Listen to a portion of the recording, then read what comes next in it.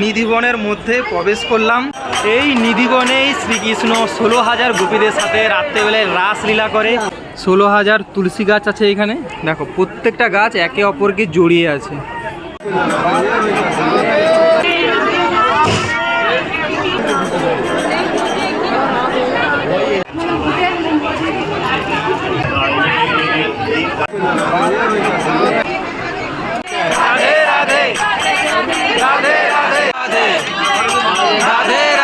আর আমি এখন সেই নিধিবনে, সত্যি নিজেকে সৌভাগ্য মনে হচ্ছে। ভিডিও অবশ্যই লাইক করো, অবশ্যই। এই মন্দিরে প্রতিদিন প্রসাদ, ভোগ, জামা কাপড় সমস্ত কিছু সাজিয়ে গোছিয়ে যায়। পরের দিন সকালে দেখ সমস্ত কিছু এলোমেলো হয়ে গেছে। রাসলীলা করে সমস্ত কিছু এলোমেলো করে দিয়েছে।